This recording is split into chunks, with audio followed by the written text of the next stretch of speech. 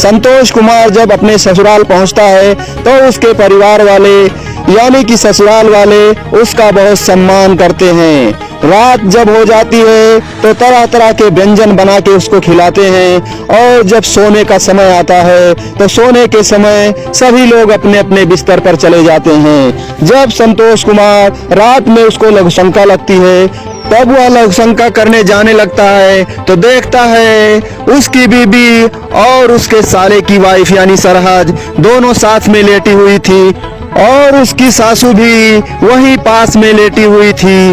वह कुछ अंदाजा लगा लेता है कि मेरी बीबी किधर लेटी है और फिर लघुशंका करके वापस चला आता है, अपने बिस्तर पर लेट जाता है। थोड़ी देर तक जागता रहता है, उसको नींद ही नहीं लगती है। वह सोचता है अब क्या करूं, कैसे अपने पत्नी से मिलूं। थोड़ी देर बाद जब वह इस तरह सोचता रहता है तभी उसकी बीबी उसको भी लघुशंका लग जाती है और वह लघुशंका करके आती है, अपने माँ के बगल में लेट जाती है।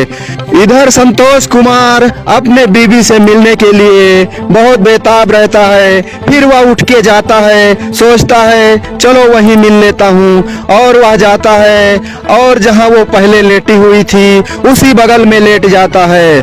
उसको क्या पता कि जहाँ मैं लेटा हूँ इधर मेरे साले की वाइफ लेटी हुई है और रात का समय रहता है, सभी सोए रहते हैं। अपनी बीबी समझ करके अपने सरहद को जैसे ही वह पकड़ता है तो उसकी सरहद जाग जाती है और सोचती है कि हमारे पति तो है नहीं, पर ये कौन है जो मेरे बगल में आकर के मुझे स्पर्श कर रहा है। रूम में अंधेरा था और दिखाई ही नहीं दे रहा था, कोई किसी का चेहरा भी नहीं दिख रहा था, मगर वह समझ जाती है कि लगता है कि मेरे नंद से मिलने के लिए नंदोई जी आ गए हैं। लेकिन नंद तो यहाँ है नहीं, वो तो अपने माँ के बगल लेटी है और वह आनंद लेने के लिए कुछ भी नहीं बोलती है, क्योंकि उसका पति भी 1 साल से प्रदेश में था।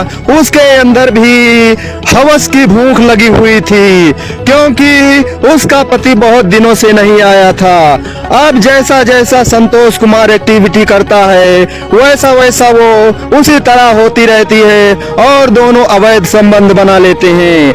अंत में जब अवैध संबंध बनाने के बाद में संतोष कुमार को पता लग जाता है, क्योंकि उसकी बीवी वह नहीं थी। अब वह डर के जाकर अपने बिस्तर पर लेट जाता है। जब सुबह होती है तब उसकी सरहद घर में झाड़ू लगाने लगती है और झाड़ू लगाते लगाते उसके बिस्तर के पास आती है, उसके चारपाई के पास आती है और कहती है नंदोई उठो, का बात है, रतिया भर जागे हो है काहे इतना देर तक सोवत हो। हम में तो लागत है कि रतिया भर कहूँ जागे है। जब वह अपना मुंह खोलता है रजाई से तो देखता है कि उसकी सरहद मुस्कुराते हुए उससे बातें कर रही थी। तब वह समझता है चलो मैं बच गया, हमको तो लगता था कि कहीं परिवार में किसी से ना कह दें। और दोनों आपस में बातें करने लगते हैं सुबह सुबह। फिर वह जाती है अपने नंदोई के लिए चाय बना कर लाती है और उनको देती, वह पी लेते हैं और वह दोनों के मन के अंदर जो भय था वह खुल गया। अब दोनों एक दूसरे को बहुत चाहने लगते हैं और बहुत प्यार बढ़ जाता है। धीरे धीरे दोनों का अवैध संबंध का सिलसिला चलता रहता है और वह ससुराल में 1 महीने तक रुका रहता है। संतोष कुमार की बीवी सोचती है क्या बात है, जब से अपने ससुराल आए हैं तब से मुझसे सही से बोलते भी नहीं हैं, और क्या बात है वो अपने सरहद से बहुत हंस हंस के बोलते हैं। तो उसे शक होने लगता है और वह सोचती है कि आज रात भर मैं जागूंगी, देखती हूँ कि आज रात में वो क्या करते हैं। और वह रात भर अपने भाभी के पास लेटी रहती है, जागती रहती है। जैसे ही 12 बजते हैं तैसे उसकी भाभी उठ करके और अपने नंदोई के बिस्तर पर चली जाती है। और जैसे ही यह देखती है कि मेरी भाभी मेरे पति के पास जा रही हैं, यह चुपके से उठ करके जाती है और अपने भाभी को पकड़ लेती है। कहती है यह क्या कर रही हो, और अपने मम्मी पापा को भी वह जगा देती है और भाभी का काला चेहरा सामने आ जाता है।